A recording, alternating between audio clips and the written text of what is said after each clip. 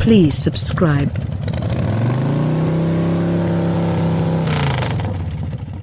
What an opportunity to be a Japanese games vehicle fan. An entire pack of celebrated names are accessible in the US. Today you can stroll into a vendor and purchase another Acura NSX, Honda Civic Type R, Mazda MX-5 Miata, Nissan GT-R or 370, Subaru BRZ or WRX, and now, by and by, a Toyota Supra. Similar to when the NSX restored a couple of years prior, there's been a gigantic turmoil from stalwart superfans about this most recent manifestation. The Toyota has been prospected BMW-sourced stage and drivetrain. Also, better believe it, I could go down a bunny gap discussing if the new Supra is actually a Supra since it doesn't have a Toyota assembled establishment and isn't fueled by a successor to the old 2JZ motor. Yet, I'm not going to, in light of the fact that I couldn't care less. The new Supra is a decent sports vehicle, and that is the only thing that is in any way important. A decent sports vehicle needs to look like it, and questionably, the 2020 Supra does. I'm not totally enamored with it, however it's alluring, and unquestionably particular. There's some 4th-gen Supra styling motivation sprinkled into the front end, and the nose submits general direction to Formula 1 racers.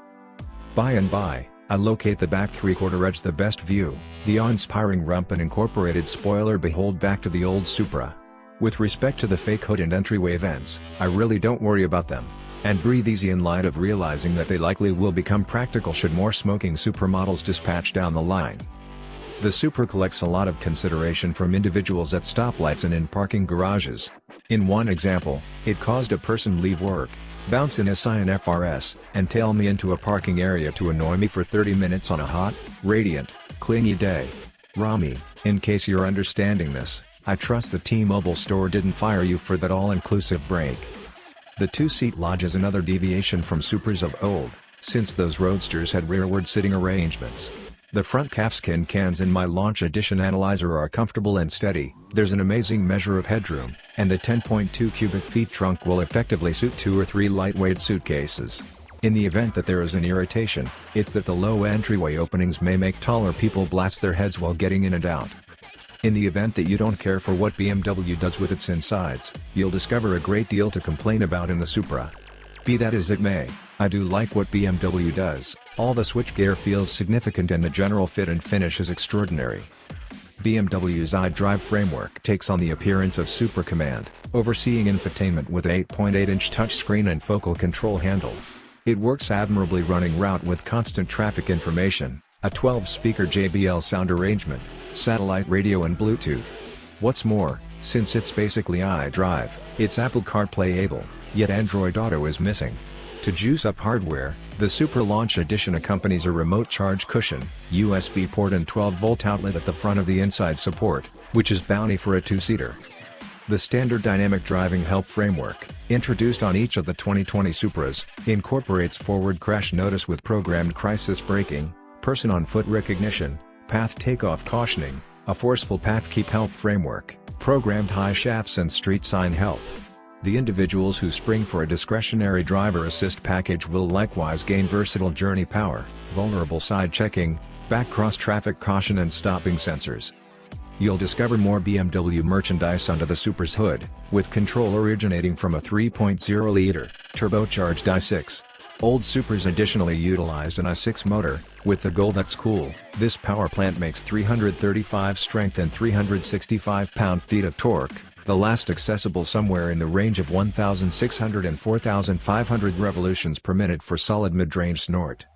Working with the motor is ZF's constantly fantastic 8-speed programmed transmission, which offers a smart manual move alternative in the event that you want to play with yours. Toyota says the Supra quickens to 60 miles for every hour in 4.1 seconds, which feels completely acceptable thinking about how hard this thing pulls when you dive profound into the throttle. The Supra's quickening is joined by furious sounding fumes with some dazzling pops and pops. My conciliatory sentiments to the 3-pedal dedicated, as the new Supra is inaccessible with a manual transmission. The programmed gearbox is extraordinary, fortunately, yet despite everything I can't resist the urge to think about the amount all the more including the Supra experience would be with a stick move arrangement.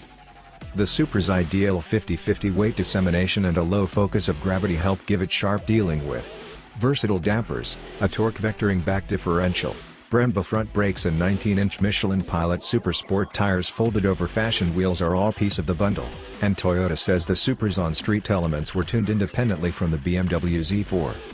This implies the Supra really feels very particular out and about. Indeed, even in sport mode, the directing is really light, however the vehicle rushes to turn in. There's some underlying fit as the body takes a set at corner passage, before tearing through with a high measure of hold. By and large, equalization is remarkable, making the Supra much more lively than you may anticipate. On the off chance that you want to hang the back end out, pull out all the stops. It's unquestionably amusing to drive. For the occasions you're not tuning it, keeping the Supra in its normal mode yields a smooth and loosened up mean. Ordinary mode likewise enables the Supra to restore an EPA 24 miles for each gallon in the city and 31 miles per gallon on the roadway. In this casual mode, the directing further helps and the suspension offers enough give for a sensibly agreeable ride around town. It positively would be fine for travels, making the Supra a drop double danger sprinter equipped for frolicking through corners and handling day-by-day drives. I can be a sucker for constrained releases, and with the 2020 Toyota Supra, I'll take the snare and spec out a launch edition form precisely like the test vehicle you see envisioned here. It begins at $55,250, excluding $955 for gold, and is constrained to just 1,500 units. The main distinction is that my vehicle will be painted absolute zero white to balance pleasantly with the launch edition's red mirror tops and matte dark wheels. I'll additionally include the $1,195 driver assist package since I like vulnerable side observing and back cross traffic alert. All in, my optimal Supra rings in at a good $57,400.